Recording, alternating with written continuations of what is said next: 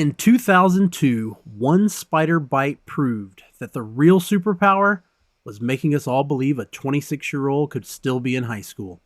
On this episode of Moving Panels, we discuss Spider-Man.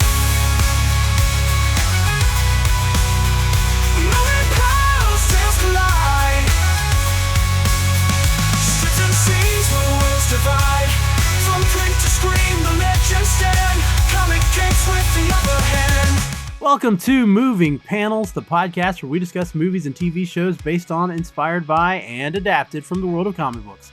I'm your host, Laramy Wells, and joining me today is someone who doesn't want to be famous, but I'll make him infamous. From the 80s flick flashback, please welcome Tim Williams. Harry tells me you're quite the podcast whiz. You know, I'm something of a podcaster myself. That's a great, I like that one. That was a great one. I didn't even think about that one when I was coming up with your intro. But that's good because I had yours as one of my extra quotes too, so that was good. Yeah, that's awesome. All right, so we are talking about the I guess you could say classic Spider-Man movie. Now that there's been so many. Old, yeah. Yeah, 23 years old, and there's now been two other restarts of this franchise. Yeah. So I guess you could call this one the classic. So yeah, released May 3rd, 2002.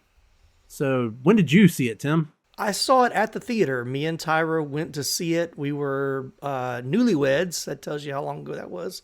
And exciting. Yeah. So I remember going to the theater and seeing it, real excited about it. I remember as a kid, the TV movie Spider-Man ones that came on. I think they were from the 70s, but every once in a while, the ones with Reb Brown. Yeah. And of course the cartoon I had seen as a kid. I knew the theme song, and I think I was like, I had Spider-Man underroots. Like Spider-Man was like a character that I just knew as a kid. I don't know how I was introduced to it necessarily, but I remember being a fan of Spider-Man as a kid. So to know the movie was coming out, I was super excited, and I remember as soon as it came out on DVD, I bought a copy and would watch it over and over again. So, yeah. Saw it at the theater. Probably saw it twice or maybe even three times during its run in the theaters because I liked it so much. I'm pretty sure I saw it in the theaters. But I don't know if I saw it like opening weekend or if it wasn't until like later that I saw it. And I'm just going to go ahead and address this. I thought about interrupting you and addressing it, but I'm going to do it now.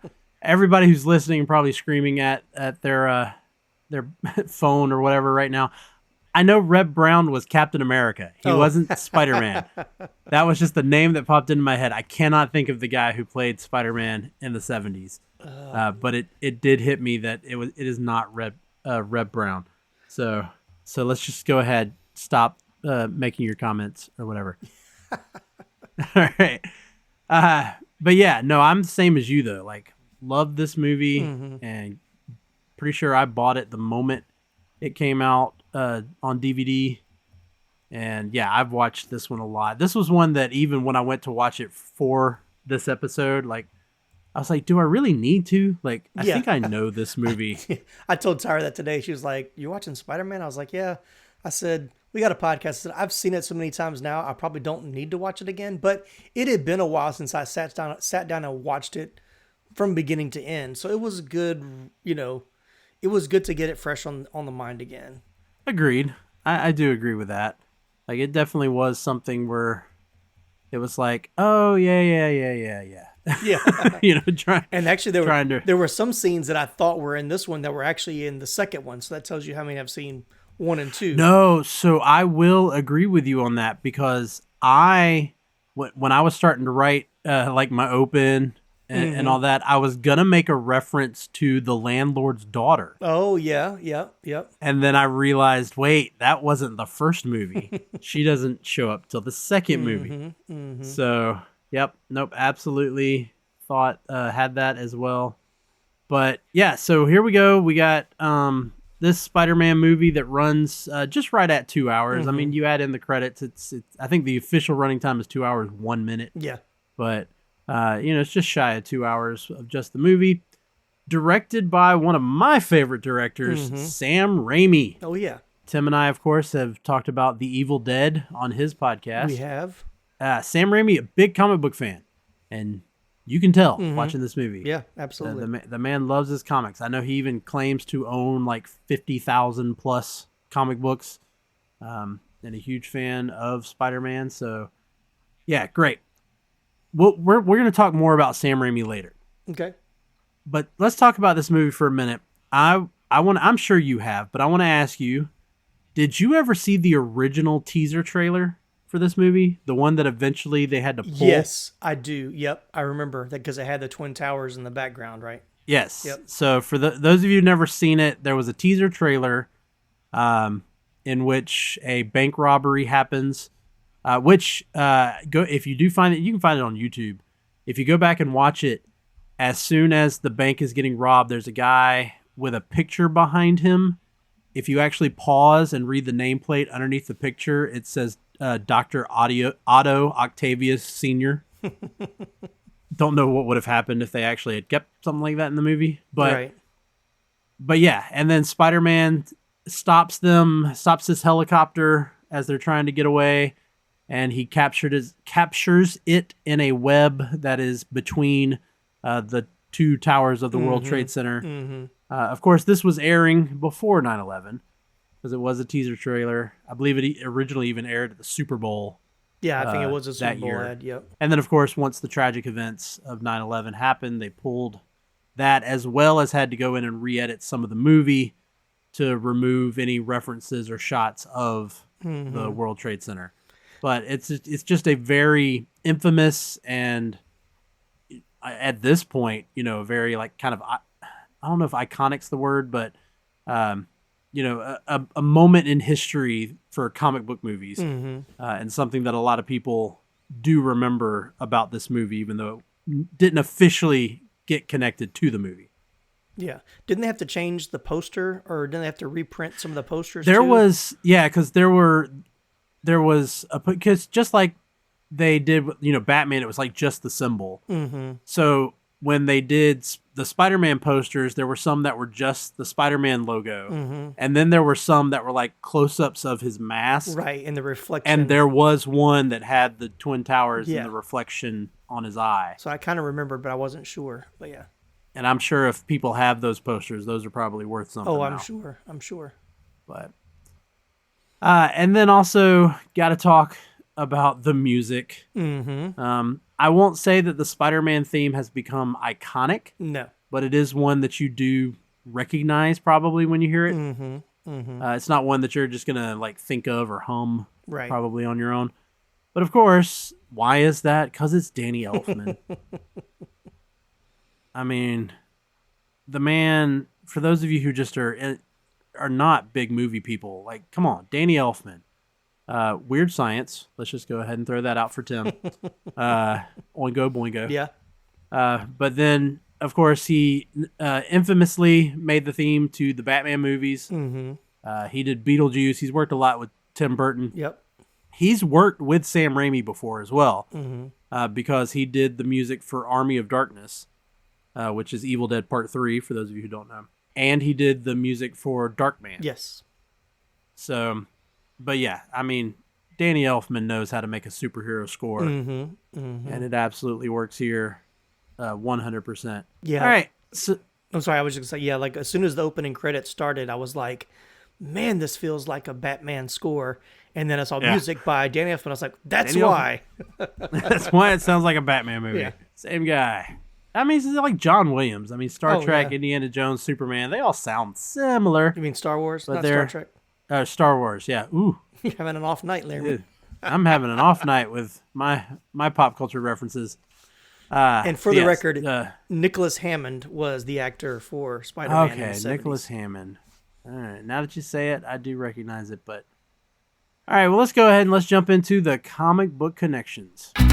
This is the comic book connection theme. This movie draws many iconic elements from the early comics, particularly Amazing Spider-Man number 15, Spider-Man's origin, but also incorporates elements from the Ultimate Spider-Man series from the 2000s. Peter's transformative encounter with a radioactive spider and his early struggles with power and responsibility reflect the heart of his comic book origin. The Green Goblin's storyline draws inspiration from the Amazing Spider-Man numbers 39 and 40, highlighting his dual identity and his conflict with Spider-Man in a way that honors the original material. However, him being Spider-Man's first major villain did not happen until Ultimate Spider-Man. Mary Jane's character blends traits from both Gwen Stacy and Mary Jane, with key moments being inspired, a key moment being inspired by the Amazing Spider-Man number 121. We won't spoil that yet. We'll talk about it later. Mary Jane and Peter being childhood neighbors, though, that came from Ultimate Spider-Man. Same for the visit to the lab. It was a class trip in Amazing Spider-Man, whereas in the original 60s comic, Peter just went on his own. The film also nods to Peter's brief stint as a wrestler, a memorable detail from Amazing Fantasy number 15. Through these thoughtful connections, the movie brings to life the essence of Spider-Man's comic book beginnings while crafting a fresh cinematic experience. So, how familiar are you? Spider-Man's like the face of Marvel, so I don't see how you wouldn't be, but how familiar were you with all the Spider-Man comics or any Spider-Man comics? Yep. Well documented on this podcast that I was not a big comics person growing up. And even though I have some comics now, I don't consider myself an expert by any means. So I probably knew Spider-Man probably more from, like I said, the TV show from the 70s that I would see reruns of, the cartoon, the animated 80s. One from the 90s? Animated. Oh, no, from the 80s? Yeah, 80s. Okay. Yeah. So yeah, he was definitely a character that was in pop culture at that time. So but like I said, it's kind of like Batman. I don't know of a time that I didn't know who these superheroes were. I can't tell you when I was exposed to them for the first time. Oh yeah. It had to have been super early. But, of course, the Batman TV show was something I know I watched as a kid. And like I said, I remember my mom like coming and getting me because the Spider-Man movie was coming on TV. And so I obviously already had some kind of affinity for Spider-Man for her to come get me to come watch it. And I remember just being, as cheesy as the effects are now, but like being amazed at what they were doing on this TV movie from 1977 as I went back to look online about it. I can say I don't think I've ever seen any of the episodes or movies, whatever, that they put together from that version of Spider-Man. Of course, I did grow up watching some of the cartoons, like, the Spider-Man and his amazing friends. Yeah, with Iceman and what was the Fire Girl? I can't remember even what character that was. Oh yeah. Oh gosh, yeah. But yeah, you had those, and then of course, in the 90s there was the animated series that was just so good. Why they don't have cartoons like Batman the Animated Series and Spider-Man the Animated Series like that anymore is a shame. But no, I'm with you. Like, I couldn't tell you pinpoint exactly like when did I first come across Spider-Man, because like Superman, like Batman, like many of those characters that have just been a part of pop culture for 50, 60 years. Right. More so. I know that Superman, Batman's been around a lot longer, but really, I honestly say, like, once the 60s hit, that was when they became part of pop culture, I would say. But yeah, so, all right, let's get into this cast, because there's a lot of people I want to talk about. We're not going to talk about everybody, but there are a lot I want to talk about. Of course, we got Tobey Maguire playing Peter Parker, Spider-Man, at the ripe age of, he was probably 25 when they filmed it, or at least filmed it. But yeah, 25-year-old Peter Parker or Tobey Maguire playing 18-year-old Peter Parker. He was, at least of these quote-unquote high schoolers, and yes, I know they graduate, but that still only makes them like 18. He was the oldest. Kirsten Dunst wasn't that much older. I think she was 20 when they were filming this. I want to say that Joe Manganiello was maybe like 24, because I found out he's actually younger, even though he looks older. Old, yeah. And I forgot he was in this until he popped up, and I was like, oh man.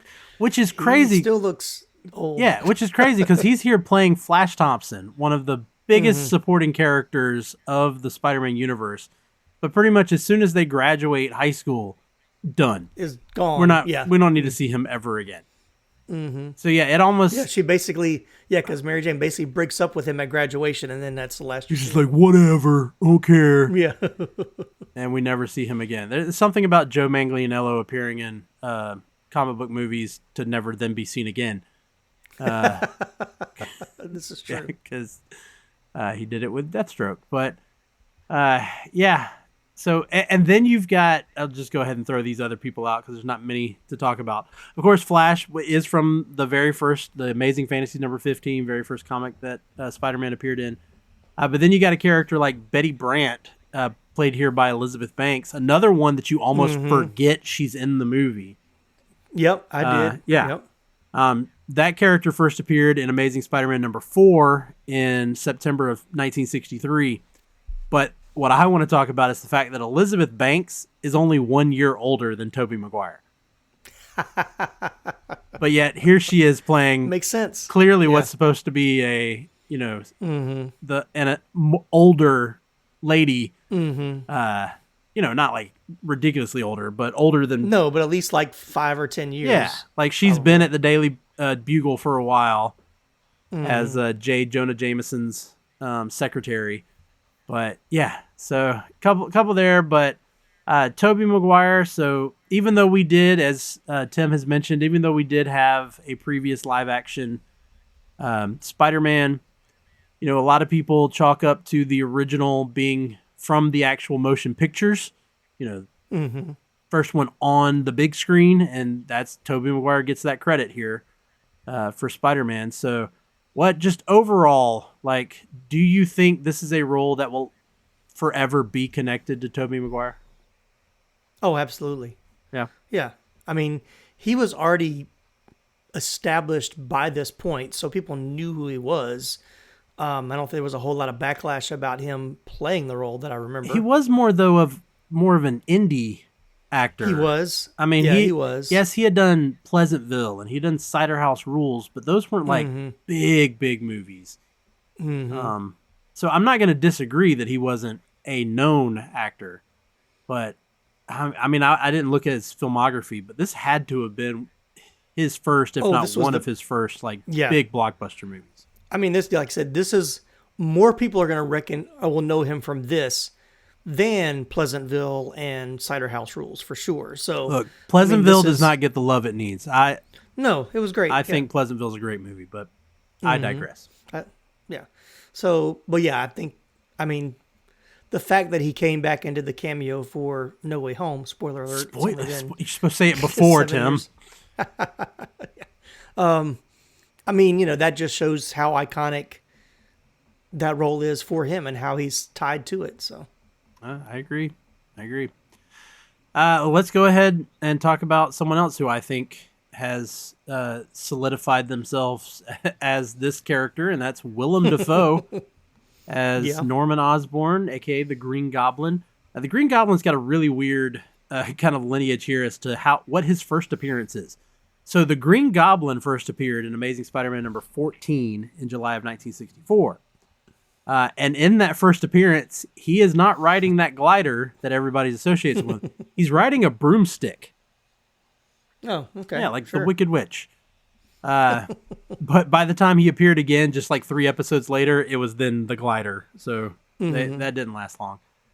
But then Norman Osborn does not appear until Amazing Spider-Man number 23, so 9 issues later, in April of 1965. However, connecting the two of them, that reveal happens several issues later. In fact, I read that I don't think that was the initial plan, was for Green Goblin to be Norman Osborn.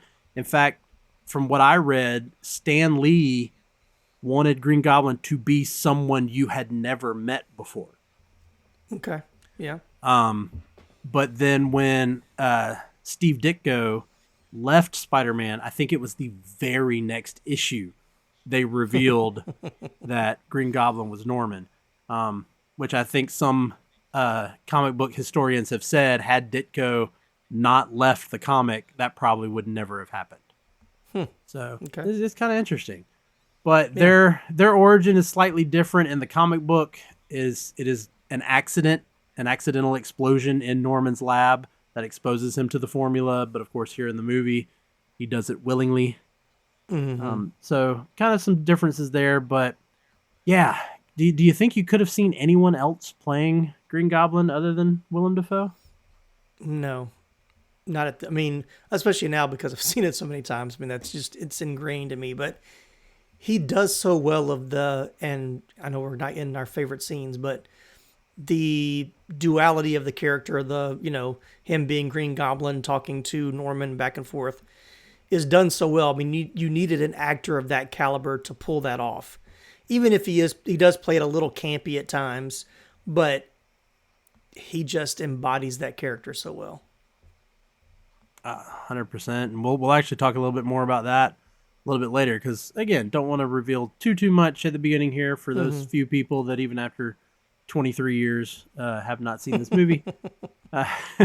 So let's move on to Kirsten Dunst, who played Mary Jane Watson, and as of right now, our only Mary Jane Watson ever on screen. We have had another Norman Osborn, but this is our first ever and our only Mary Jane Watson. Now, Mary Jane has a fun little run as the way she appeared in the comics. So she's first mentioned in Amazing Spider-Man number 15. Let me make sure everybody's clear on that. Yes, Spider-Man debuted in Amazing Fantasy number 15, but this is once he got his own title. Amazing Spider-Man number 15, she's mentioned by name because it became a running thing of Aunt May trying to set Peter up, with my friend's niece or my friend's granddaughter. I forgot who Mary Jane was, but, and Peter's just blowing her off on it. Then in Amazing Spider-Man number 25 in June of 1965, we are introduced to Mary Jane, but her face is being covered by a flower. It's like there's a flower in the foreground and it's covering her face. And then you've got two of Peter's classmates that are talking like, wait, she's a friend of Peter's? Like, oh my God, she looks like a Hollywood star, but we don't get to see what she looks like. It is actually not until over a year later in Amazing Spider-Man number 42 in November of 1966 that Peter finds out that he's been set up on a date with Mary Jane. He opens the door and Mary Jane has the famous line of saying, "Face it, Tiger, you just hit the jackpot." And that is when we are introduced to Mary Jane Watson, who, iconic superhero girlfriend, just like Lois Lane. Everybody knows Mary Jane Watson. Do you think Kirsten Dunst does that character justice? Well, since she's the only character I've seen do it, again, I'm not as familiar with the comic. I can't really say because she's the Mary Jane that I know. So yeah, that's the best I got. So, did you ever watch the '90s cartoon? Like, were you? I did not. Weren't, so you weren't even familiar with kind of the way the character has been portrayed before. I will say that John Romita, who's the one who actually drew the character for the first time, he based her off of Anne Margaret. Oh, okay. I can see that with the red hair. Yeah. It, primarily going back to like Bye Bye Birdie age Anne Margaret. Yeah. Yeah, using the coloring, kind of the shape of her face. Of course, her red hair. Which is what'd you think about seeing Kirsten Dunst with red hair? Someone we usually see as a blonde. Yeah, it's funny. Same thing with like Elizabeth Banks with the little black the brunette or the dark hair wig that she was obviously wearing. Yeah. So yeah, I know it's for the character, but it doesn't look natural at all. Yeah, there was some of it that something about her red hair just didn't seem to work. But I think she worked against Tobey Maguire, I have problems with the portrayal of Peter Parker in this as well, but we'll get into that a little bit more later. I think with with Mary Jane is supposed to be the like most popular girl at school, the girl that every single guy is, wants to be with, and every single girl is jealous of, that whole aspect. And I don't think that comes across with Kirsten Dunst's portrayal of Mary Jane. No. It's somewhat alluded to a little bit at the beginning, but when they're on the class trip and she's got her friends around or whatever, but it's not fully fleshed out enough. No. Yeah, 100% agree with that. All right, let's move on to someone that I don't think deserves a lot of our talking points, personally, but James Franco as Harry Osborn. Right. Yeah. Harry Osborn first appeared in Amazing Spider-Man number 31 in December of 1965. And actually, when he first appears, he is a friend of Flash's who actually bullies Peter. Okay. They do eventually become friends. But this whole aspect of Harry and Peter already being friends and all more comes from, again, Ultimate Spider-Man. So what did you think of James Franco as Harry Osborn? Well, back when I first saw it, I thought it was great. I mean, number one, I think he and Defoe somewhat favor each other a little bit. Like you could see them they're a being believable related. Father and son. I would agree with that. But watching it again, of course, your own personal feelings about Franco aside, which I don't have the greatest feelings about Franco myself. It's really he's really an underdeveloped character. Like he's just kind of there as the son of Harry, Norman. Norman, thank you. He's really just there as the son of Norman. That's just a connecting point for Peter and Norman to have interaction, but he really doesn't do much. I mean, of course, he has more of a role in the second one, but yeah, I think he probably gets a nice arc over the course of the trilogy. Yes, yeah, exactly. But yeah, I do agree that all it feels like in this movie is that, yes, he is just the connection. Well, really the connection to keep the I guess you'd call it a love triangle with Peter. Yeah. But yes, and then you got that connection between him and with Peter and Norman, that he allows that connection to happen.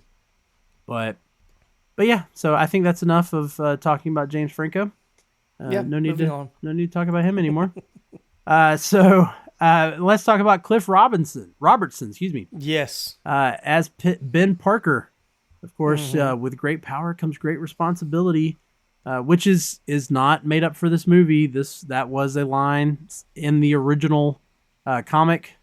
However, not said by Ben in the original comic. It's just something Spider-Man says.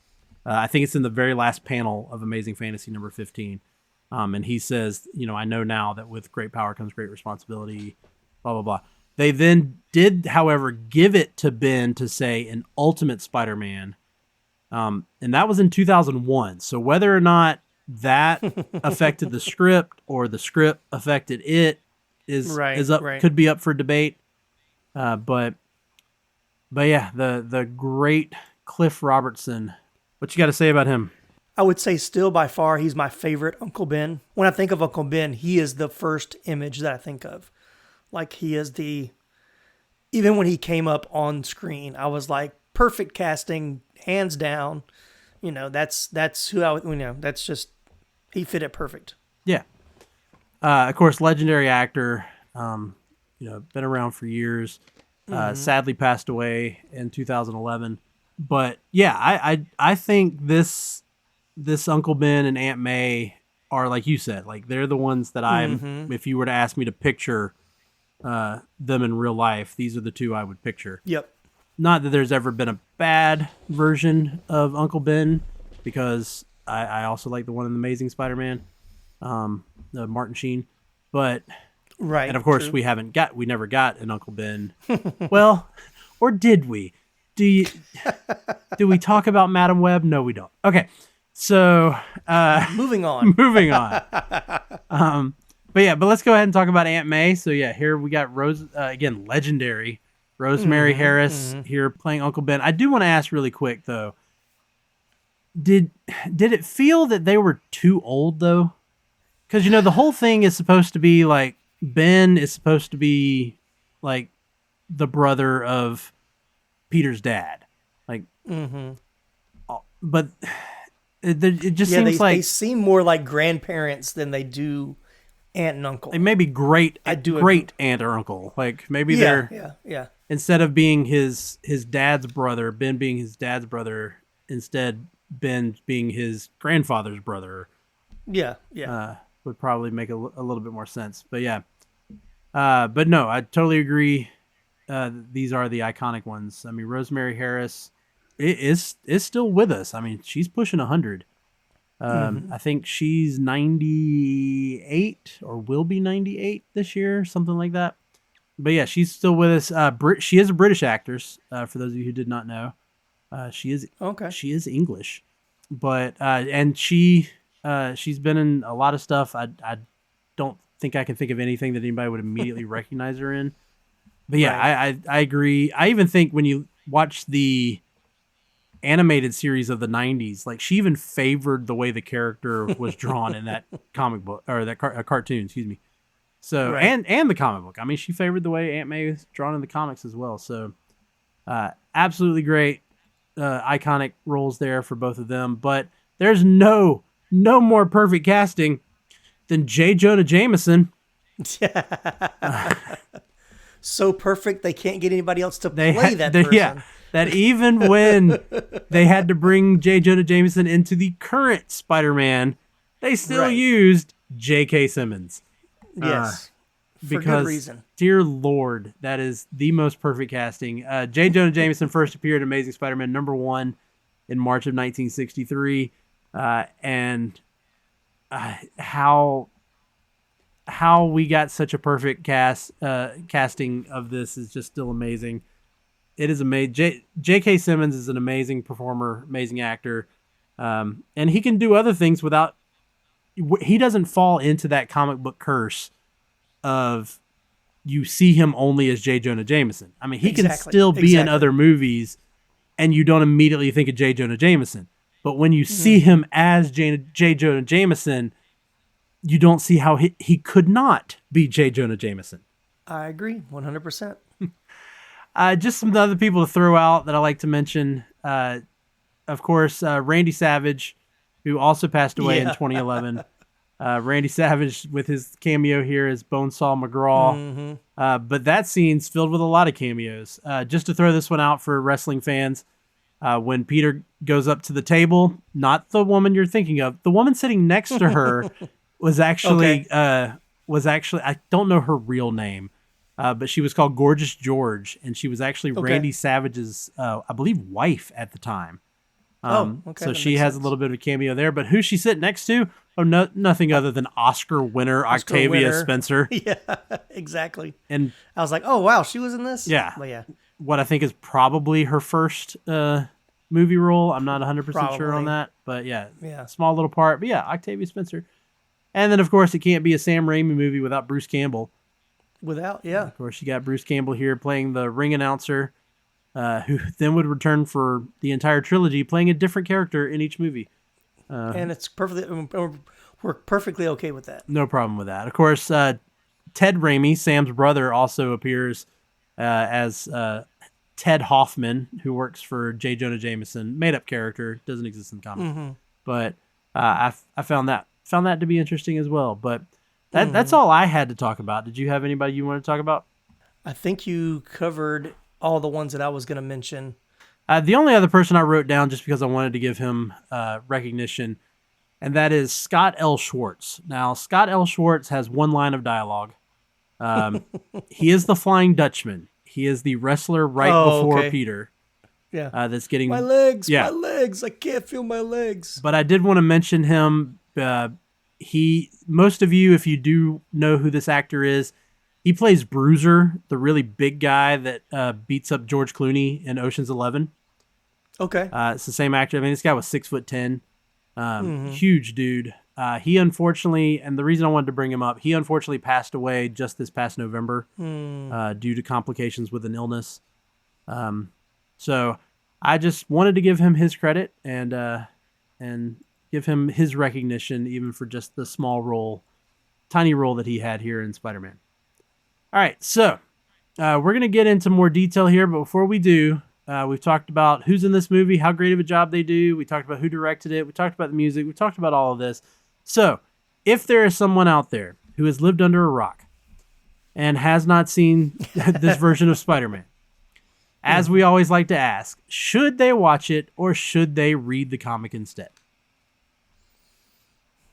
This one's good enough to watch. Yeah, I don't think you need necessarily. I mean, it's a very good origin story, so I don't think you're really needing much background. I think you get a good introduction of the characters that would lead you to want to read the comics. So yeah, I think you could watch it first. I agree. You will get surprised that Flash Thompson's a bigger character in the comics versus this movie.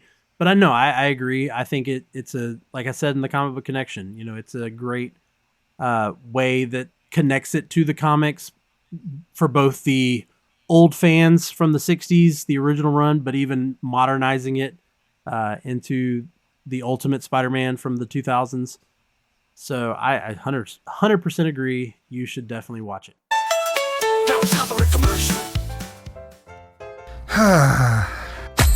What seems to be the problem, pal? There's just so much pain in the world, so many issues. I don't think I can bear it. Hell, friendo, it sounds like you could use a dose of pop culture roulette. Pop culture roulette? What's that? Some sort of pop culture themed podcast or something? That's right, sonny boy. When hope seems far, dive into some PCR. But I already get my entertainment news from Variety. Huh, that's pretty good. If you're a chucklehead, PCR gives you news you need, condensed, unfiltered, and raw, from three nerds who know a little something about something. Wow, okay, sign me up. That's the spirit. Pop Culture Roulette. New episodes every Monday, available on all major podcast directories. All right, so let's start talking a little bit more about this movie. We are now going to maybe even spoil things for anybody who may not have seen it. Then we're going to take a little trip around the spinner rack, and we always start with our speech bubble, our favorite quote. And I know Tim always comes with a plethora of quotes. I do. I have a few. So I'll give mine because there's a chance mine may be on his list. And then he can give his. So mine, obviously the best, let's just go ahead and say it. The best quote is, with great power comes great responsibility. Exactly. Yeah. That's hands down. No, doesn't need to be discussed. Right. So I said, I'm going to look for something else that I like. And I found a few and, these, that, and other. But I decided to go with one that I was hoping no one else would come up with. And let's find out. But literally, this is my quote. Go web. Fly. Up, and away, web. Shazam. Mm-hmm. Go. Go, web. Go. Tally-ho. Like, all the things he's saying to try to get his webs to work. Yes. And Tim is already acknowledging he had that on his list. So. I had it. And I had it because not only do you get a Shazam reference, but you also get a Superman reference. One of two Superman references. Yeah. Oh, yeah. When Aunt May says, May actually calls him Superman. Yeah. Which means DC Comics exist in this Marvel world. Exactly. Yeah. Right. Yeah. She says, you're not Superman, What was the other reference? Because I might have missed No, that's what I mean. The up, and away is one. Oh, yeah. Oh, up, and away. Yeah, exactly. Yep. And then the you're not Superman is the second one. Yeah. So, yeah. Two Superman references. Yes. I do have a couple of quotes. I'm going to save my other one for when we get to favorite scenes. And I just chose those because it was funny. It was the one of the quotes that made me laugh. And most of my favorite quotes were from J. Jonah Jameson. And I really want to know how much of them were script written or were they just ad-libbed by J.K. Simmons. But my favorite quote from his was, if we can get a picture of Julia Roberts in a thong, we can certainly get a picture of this weirdo. Yeah. So that was a good one. That was a good one. And then use my other one. He doesn't want to be famous. Then I'll make him infamous. There you go. Well, then let's get into the moving panel. What parts, what scenes either were our favorite scenes or scenes that we felt came straight out of the comic. I went for straight out of the comic. Of course, the bridge scene The big, that starts the big final confrontation between Spider-Man and the Green Goblin.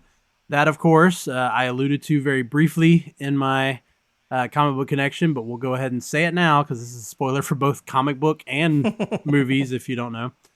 But this is inspired from The Night Gwen Stacy Died, which is from Amazing Spider-Man number 121 in June of 1973, in which the Green Goblin gives Spider-Man a choice between saving the love of his life, Gwen Stacy, and not Mary Jane at the time, Gwen Stacy, or I don't remember in the comic exactly what transportation it is, but something that holds a lot of people.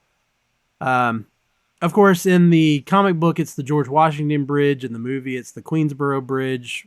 Well, that doesn't really make much of a difference, but just wanted to mention it. And of course, the outcome is much different because in the comic, unfortunately, he does try to save Gwen, but he isn't able to, and she hits her head and it breaks her neck as he does try to grab her. I think they kind of not only explain that away with the fact that he's holding her, but they make his webbing a lot more like bouncy in this movie. So maybe doing that. And then of course he's also able to save the kids. I might be getting into one of my weird sciences here, but dear Lord, the strength of both Green Goblin and Spider-Man to be able to hold that cable car or whatever you call it, the skylift vehicle, one-handed, as both of them do. Right. As ridiculous. But yeah, that one, and of course, that leads into the final fight, which very much mimics a fight between the two of them in Amazing Spider-Man number 122, which also ends with Goblin trying to get the glider to come in behind Spider-Man and surprise him, but Spider-Man senses it, moves out of the way, and it impales Goblin. That's the exact same way that one ends. Now, the big difference is in that comic, it is actually Harry that discovers his dad and knows he's Green Goblin and removes the costume from his dad in order to protect his dad's identity. Whereas, of course, in this movie, Peter takes him back home, gets him out of the costume. No one knows he was Green Goblin, at least not in this movie. And then Harry just thinks that Spider-Man has killed his father. So, but those were my main two, because like I said, I was going more for what felt like it came straight out of the comic, and these 100% came straight for the comic. But what you got, Tim? Yeah, so I agree with you. I think the bridge scene was definitely felt like a scene from a comic. But I went more like favorite scenes. I love Peter testing out his abilities. Once again, I think this was a great origin story. Of course, that whole thing has been duplicated, even parodied in some things. Especially the shot of him looking back as he's climbing the wall, like that. That's become almost like an internet meme. That's one of my favorite scenes. I love the wrestling scene with Macho Man. We've already kind of mentioned it. But I also love how the introduction with the ring announcer, of course, we already mentioned, is the cameo. And he comes up with the name, The Human Spider. He said, "That's it? That's the best you got?" Yeah. Well, that sucks. Yeah. He said, "The sum of $3,000 we paid to the terrifying, the deadly, and here it is, the amazing Spider-Man." So I just thought, that's perfectly done, well played. But then I love that Peter still gets upset with it. Yeah. So, he said my name wrong. I'm the Human Spider. Right. Yeah. And I do enjoy the fight with Flash just because it's kind of fun. Once again, I'm kind of figuring out his abilities. But when we get into weird science, we'll talk about that. Oh yes, I have that as my first bullet. So we'll get into that too. So is that it for your scenes there? Yeah, that's it. I mean, I enjoy this movie. There, oh yeah. There's not a lot. I could have mentioned a lot more. Those are just the ones absolutely. When I was kind of going back and thinking about it. I was like, what are the scenes that stick out to me the most when I think about this movie? No, and I think the very first confrontation between Spider-Man and Green Goblin at the Unity Festival. That's an iconic moment. and very comic bookish. Yes. The way that they interact and bouncing across the balloons and everything that they do which there. Definitely gave me Tim Burton Batman 89 vibes with the balloons. Oh yeah. Yeah, I did not even think about that. Yep. Yeah, because you got the parade with the Joker and 100%. All right, so we've hit around it enough. Again, let's talk about. Tim and I have both said we do love this movie, but we can't help but discuss the weird science. Funny enough, written by Danny Elfman, who scored this movie. But yeah, my first one right off the bat is his first day with the powers. I'm gonna throw this in. This isn't so much a weird science as it is just a thing to mention. When he wakes up, I think it would have been better when he sees himself in the mirror and he's looking at how fit he is, if we had a scene before where he wasn't as fit. I don't know if they just didn't want to do... Yeah, they show him before he goes to sleep and he just looks like skinny. Like he looks frail, but I'm like, but he looks sick anyway, so you like, is it because he's sick and it's already starting to take any kind of effect? But yeah, I agree. I felt like it was kind of we needed some other scene before that where he's, I don't know, complaining about how out of shape he is or something like that. And then when Aunt May calls up and asks him if he's good, if he's feeling better, I don't remember what the exact line is, but go back and look at that scene, and this is all I'm going to say. Tell me what he's looking at right before he answers Aunt May, and I'm just going to leave it at that. I don't know if Tim knows what I'm talking about. I do. Yeah. I do. But, yeah. Just go back and look at that scene. It's a close-up of Tobey Maguire, just, from kind of shoulder up. That's all you're seeing. But just go back and look at that scene and tell me if you think what my wife and I thought when we saw that. And I think watching it today was probably the first time that I was like, wait a minute, is he referring to what I think he's referring to? Yeah, exactly. Yeah. But I wanted to get into when he gets to school. Yes. So, of course, he misses the bus and he gets stuck to the banner, and that's not that big of a deal. But when he's at lunch, first off, when he accidentally webs the tray, how nobody sees that. But okay, fine, believable. He's supposed to be an outcast. No one really ever pays him attention, so fine.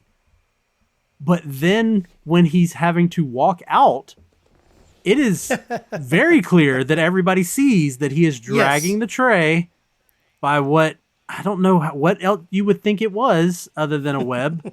But sure, you thought it's some sort of string. Fine, whatever. Then he gets into the fight with Flash, in which he is dodging and moving at what appears to be lightning fast speed. Yes, because everything around him is in slow motion. And then does this double backflip aerial thing.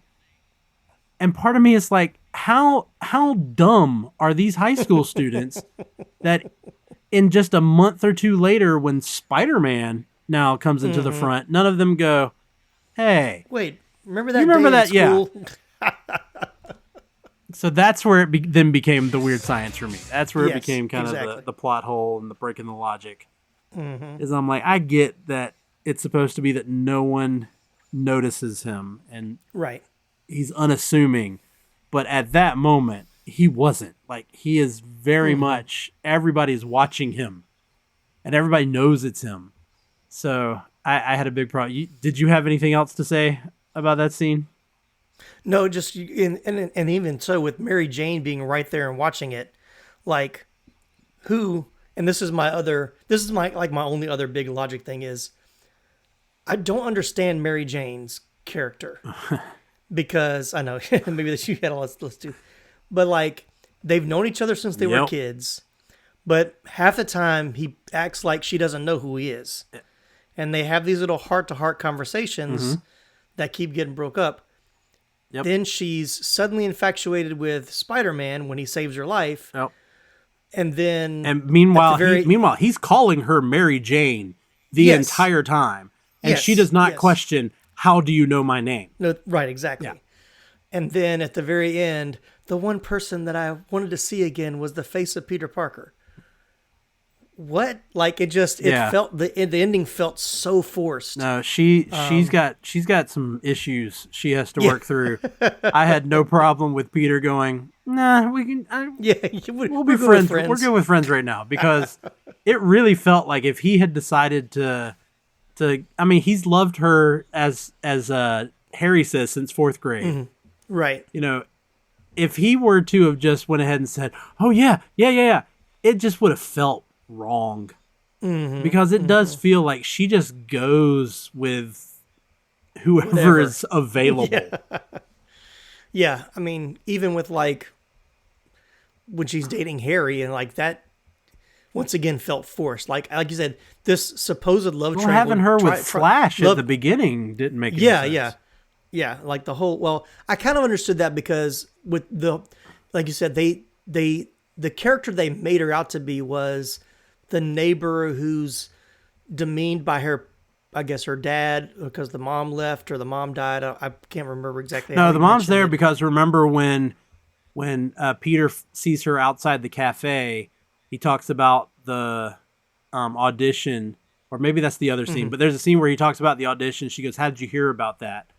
And he says, the network. He says, your mom told my Aunt May, who told me. Okay. Yeah. Yeah, because I know when the dad is screaming at her when she's walking out, he says something about, you're just like her. That's why I thought she wasn't there, or something like that. But anyway, but yeah, like they're pushing. I mean, I feel like that's the character they want her to be, is just this, you know, she's been demeaned. So in that cliche of she doesn't deserve a good guy, so she's going to date the jerks and date the, you know, the ones that treat her just like her dad does, even though that's not what she wants, but she's drawn to that because that's what she knows. Yeah, but it's just weird though, because when we see them in the lab, you know, Flash is, you know, like sniffing her hair, like I didn't know what it was weird anyway. But you know, she just kind of brushes them off, like, oh God, leave me, you know. And I would not have gathered that they were a couple at that moment. I just thought it was just Flash being creepy. Right. And then the same thing with Harry, when she's with Harry right there at the Unity Festival, and they're up on the balcony, you know, he goes to kiss her and she turns. And so, yeah, that feels weird. But then when she sees Spider-Man, and especially after he saves her from the mugging, she's just immediately, I want to thank you by kissing you. Like making it, that just felt weird. Yeah. I mean, I know it's considered one of the most iconic, you know, romantic scenes in a superhero movie, if not a movie, period. Which we can go ahead and talk about this really quick, because I do have it a little bit further in my notes. Yeah, the upside down kiss, which essentially was torturing Tobey. Oh, yeah. Because he's hanging upside down. You can see the veins popping out of his neck in one of the scenes, and I'm like, that's got to be uncomfortable. Because you wonder how long he had been hanging there, like how many times they were doing that shot. And she's pulling the mask off so slow, and I'm like, for the love of God, woman, speed it up. Meanwhile, water is pouring into his nose. And I'm sure as she's flipping that down, any of the water that was in the costume is also soaking. He's breathing it in through his nose. Yeah. But yeah, that it was just so. And then then at the end, to then come on to Peter, just especially at a funeral. It's just so weird. Right. It was just, yeah. The ending is by far my least favorite part of the movie, for sure. Because and I remember even watching it at the movie theater, I was like, this is kind of a weird ending. I love the movie, but this is a weird ending. Like it just felt forced. Like it was like, we don't know how to end the movie. Let's just have this happen all right here. Like instead of having that conversation a day or two later, like, you know, at somewhere else, it's all happening like maybe, right there. Yeah. Like why not have, because we never know if Mary Jane got fired from that cafe. So maybe have a moment where Peter comes to the cafe, because, you know, he talked about coming. He said he was going to come have some of the coffee or whatever. Yeah. So why not have that and then have her confess her love then?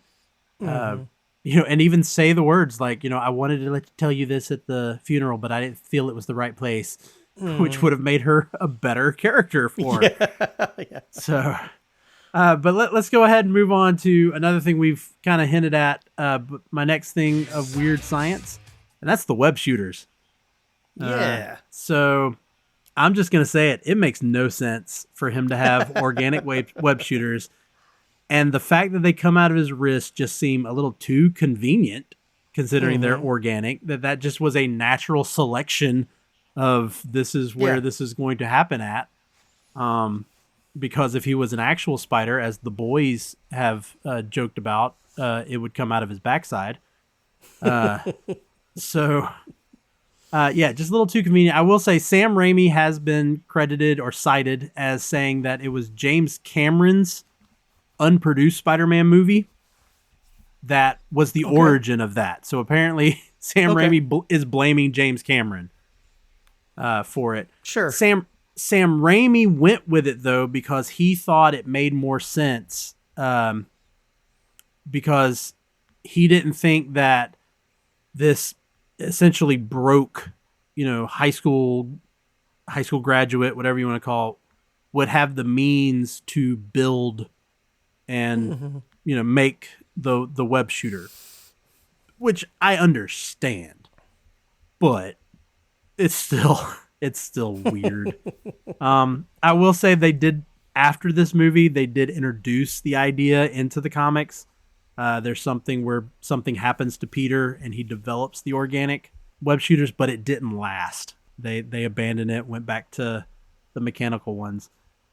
But and then of course there is we talked about him learning his powers. He does the rock and roll wrist. The thing. wrist. Yeah. And then it's almost like he just turns it around. And it makes it look like, I guess that's the muscle movement he needs. But of course, the reason he's doing that movement is because that was the movement Peter has to do in the comics to push the button to activate the web shooter. But what were your thoughts of the organic web shooter? Yeah, it was weird. I mean, it's even more weird now. But what you kind of referenced it already, but I love that because it's weird, like it gets referenced in No Way Home. Yeah. So it becomes this whole discussion.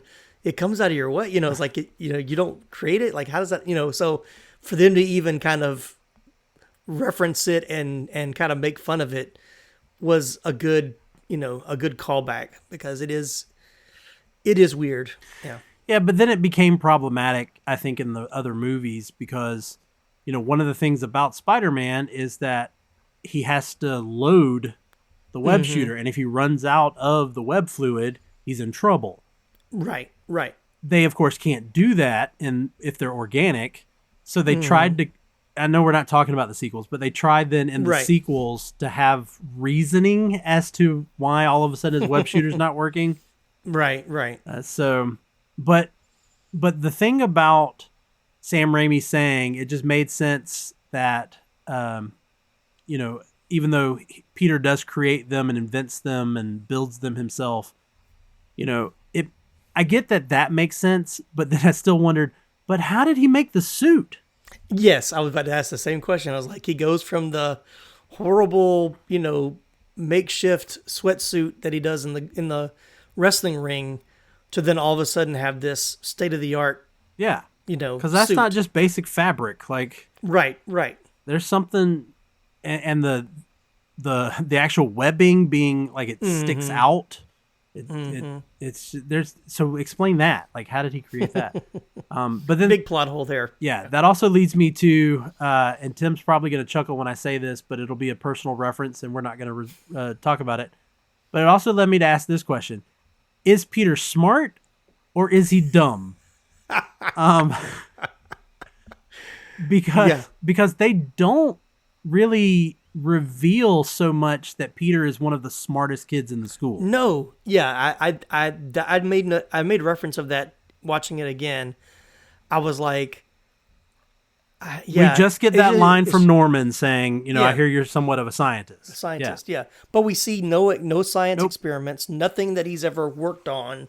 We don't get any indication that he's like the valedictorian at exactly. Yeah. So, there's nothing to indicate that he is highly intelligent. We don't even know, like, where's he going to college? Like, we assume that either he or Harry are going to Columbia because we see the sticker in their apartment on the refrigerator, but we don't get any indication of that. So is he supposed to be the Peter Parker of the comic where he's extremely intelligent even before he gets bitten by the spider? Mm-hmm. And then we do have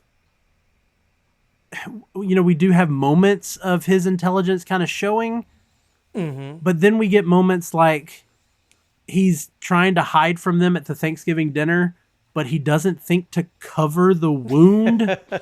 Right. That is actively bleeding. Yes. Yep. And or why he would come in through that window knowing they're there, and they would hear him make noise when he comes in the window. Yeah. But again, if he had time to then change, grab a can of cranberry sauce, he couldn't. And hopefully, he didn't really beat an old lady with to get. Yeah. But I mean, just shoot a little web on the wound to soak up the blood. But the fact that Norman is smart enough that one cut tells him everything he knows, but Peter can't realize the same.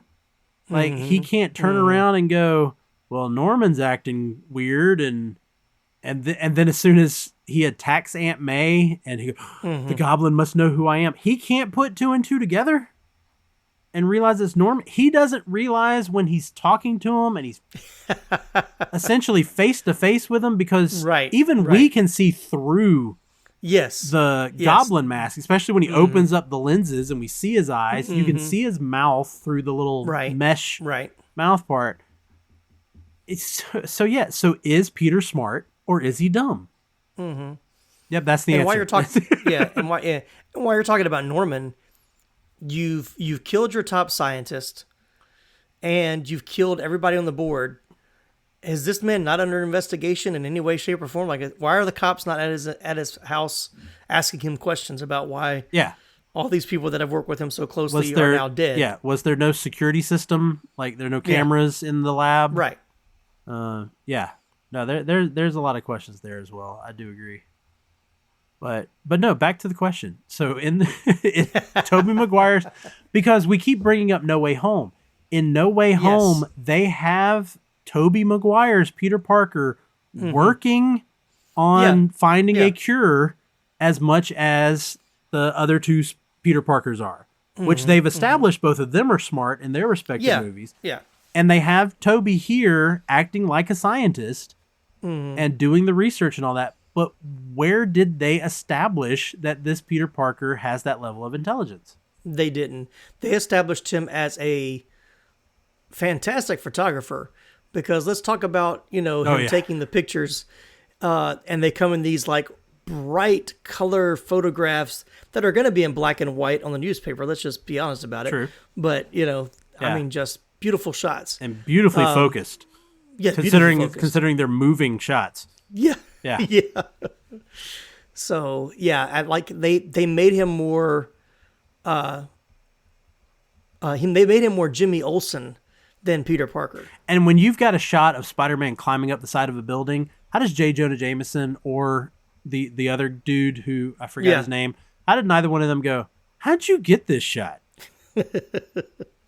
Right. Like, it's different when he's getting something from like a street level. Okay, they show him setting up the camera that one time. Okay, but he does have a shot, as J. Jonah Jameson is looking of Spider-Man climbing up a building. Yep. And it's looking right down at Spider-Man. Like, how did you get that shot? Would have been my first question. Yeah. So, yeah. I don't know, but I will give the movie credit for this though. They did fix something. Okay. And that is with the death of Uncle Ben.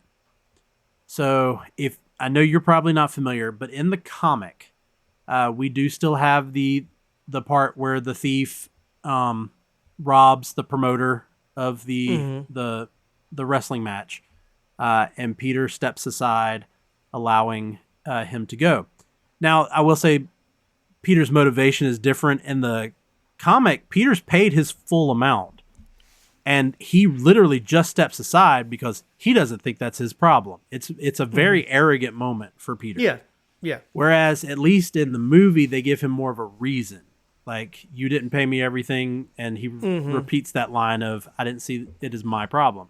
Right. But in the comic, it is not until Peter gets home and he discovers that someone has broken into the house and then in the process kills Uncle Ben.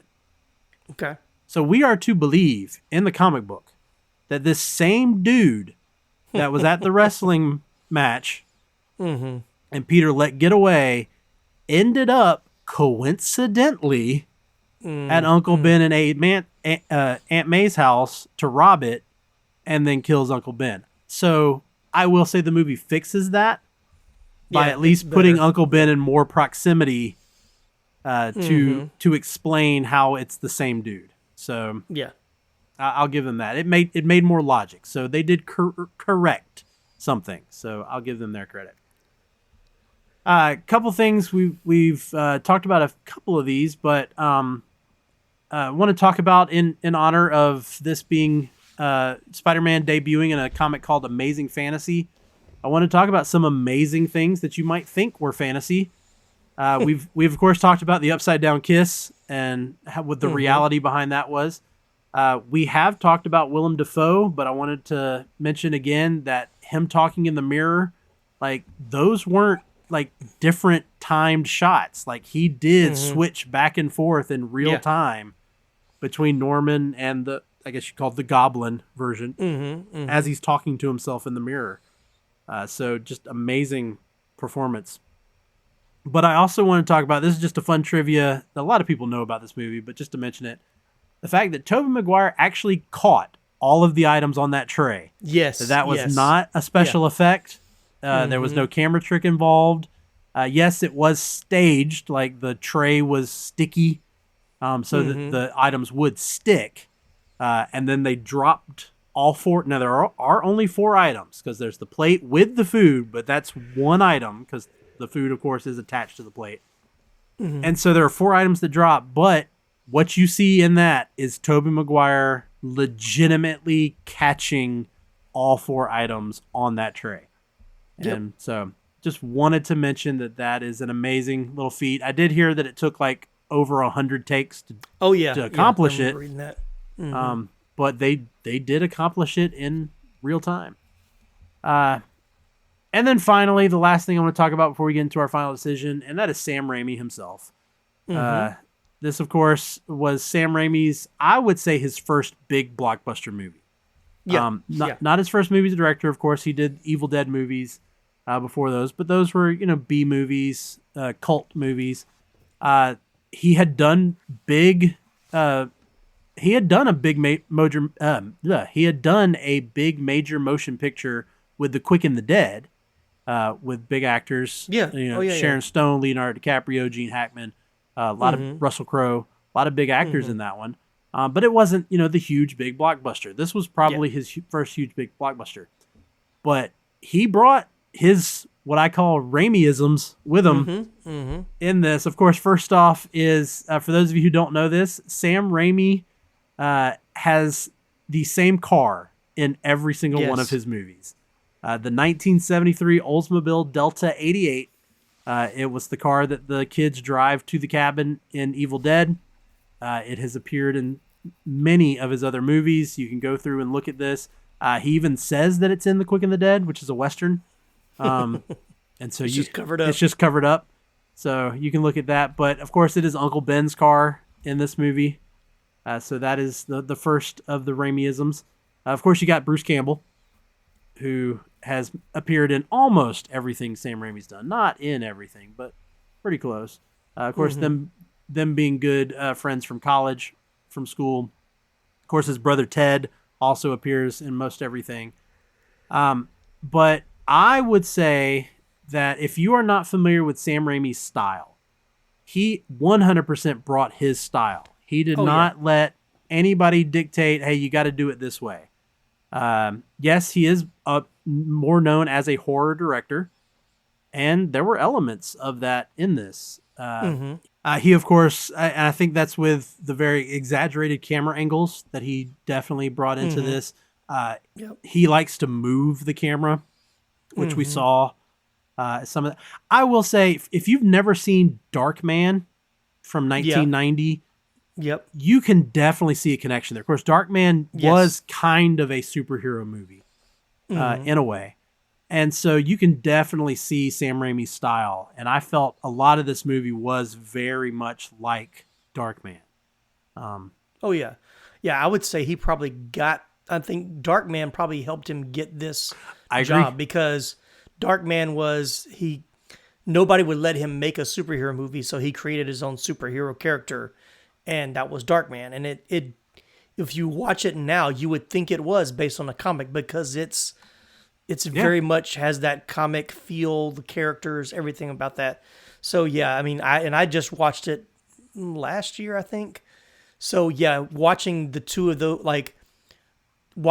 them in, close proximity, I guess, or like maybe not back to back, but in the same week or weekend, you will definitely see a lot of similarities of style, just his style and how he wanted to bring a comic book character to the big screen. Yeah. And for those of you who don't know, they eventually did bring him back for the MCU, and he directed Doctor Strange and the Multiverse of Madness. And you can see a lot of those same Raimi-isms in there. I'd need to go back and watch that movie because I don't think I noticed if the Oldsmobile is in that movie or not. Oh yeah. So need to go back and find it. Bruce Campbell is. Yes, sure. But all right, well, let's go ahead and get into it. Bag it, stack it, or trade it. I think we're both probably going to go the same way here, but let's find out. Yeah. So Tim, what say you? Bag it. No. I mean, it was one of the biggest comic book movies. Of course, it wasn't. At the time, it was. In fact, it was the sixth biggest movie of all time, right at the time, and it was the second highest grossed movie of 2001 or 2002. Excuse me. Yeah. So yeah, I mean but I think it was coming off the success of X-Men. Because X-Men I think came out in 2000, but it far surpassed what X-Men was, what X-Men had done. So, and like I said, it's a great origin story movie. It checks a lot of the boxes.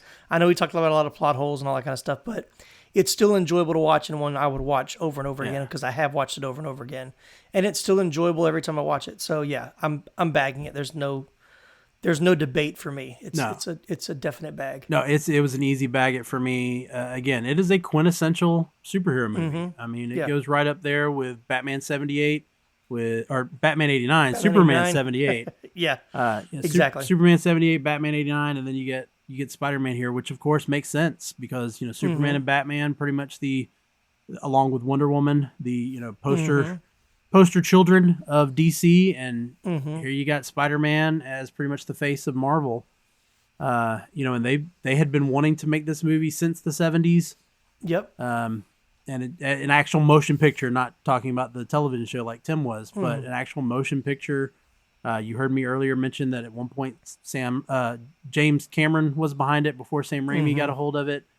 So there was always, Canon Pictures had a hold of it at one point. Yeah, way back. Which that could have been fun to get a 80s, early 90s Spider-Man movie made by Canon. That would have been oh boy, my imagination is probably way better than it would have turned out. But this movie, again, yes, we had Batman 89, as we've talked about. Then we had Blade, as we've talked about, that kept, kicked the modern superhero movie kind of into gear. X-Men came around and showed that it definitely could work. But I think it's Spider-Man that laid the groundwork for everything that especially the MCU. And the one thing that both the Spider-Man comic and this movie does, which is part of its success, is that it knows how to blend emotion. It has a heart. Yep. It can still do the humor, which is, I think, where X-Men kind of faltered, was on both of those levels. But then have the action, the superhero comic book action, and the fact that this movie, and it helped that Sam Raimi was a huge fan of the comic, portrayed the same reason why the comic has been so successful for so many years. It's because it is able to blend all three of those in such a perfect way. So 100% easy bag it, no problem. So let's get into our final segment of recommendations. So what is something that you should watch or read along with this, maybe to give you a deeper appreciation of the character, or to, like a fine wine with a meal, just what goes along with it. I'll just go ahead and say, Ultimate Spider-Man. Go read Ultimate Spider-Man from the early 2000s by Brian Michael Bendis and Mark Bagley. As I've talked about, it's a major influence of this movie, as many of the Marvel movies would be. I mean, the MCU is mostly based off of the Ultimates, because it updates the story, but it still retains everything about the original. And I think that all of that makes this character, because Spider-Man, I think, has been so successful for so long and continues to be so successful because of, I would say, almost all of the Marvel characters. Not say that some people don't with certain ones, but I think the majority of people relate to Spider-Man, probably more so than other comic book characters. And so yeah, Ultimate Spider-Man's my recommendation. Tim, what do you got? So not so much for the Spider-Man character, but I think I've already said it. We kind of mentioned it already, but for the Sam Raimi-ness, I would pair this with Darkman. I think it would be a good double feature to kind of see, the evolution of Raimi as a director, even so, and how, telling two different comic book, one a true comic book story and the other one inspired by comics. So, but I think, because like I said, even watching it today, there were so many things like, oh man, like I saw the little seedlings from Darkman in it that he kind of pulled from that, the success, the things that worked in Darkman, he brought to this that once again worked on a bigger scale and with a bigger audience. Yeah. So, yeah. And you go from the much lower budget that he had with Darkman to a bigger budget that he has with Spider-Man. How he was still able to say, okay, well, here's what I think I can do for a movie like this, and now here's me actually being able to achieve that because of the budget that I have. 100%. I agree with Tim. See Darkman to see that, and I'm just gonna say, see The Evil Dead. Just so you can see where it all started for Sam Raimi. Yeah, if you want to go all the way back. Yeah. But we'll go ahead and wrap it up there. Just one of those great movies to talk about, Spider-Man, and it's one that Tim and I have had on our list to talk about for quite a while. So thank you, Tim, for joining me on this. It's been a treat. What you got coming up? We're here at the end of February going into March. Of course, we're doing March Madness. Moving panels, but what you got planned over on the 80s Flick Flashback? So March, the middle of March will be our first episode for March because we release every other week, every other Friday. One of my favorite movies from the 80s, one that's not really talked about that much, but Harrison Ford in a non-Han Solo role in the movie called Witness that he did in 1985. Also has Danny Glover and... it also has Danny Glover in it. So it's one I've wanted to cover on the podcast for a while, and we're going to cover that. And then I do want to mention in February, if you missed it, Bethany, Laramy's wife, joined me for an episode around Valentine's Day for Say Anything, one of my favorite romantic comedies. And then Jerry D is with me.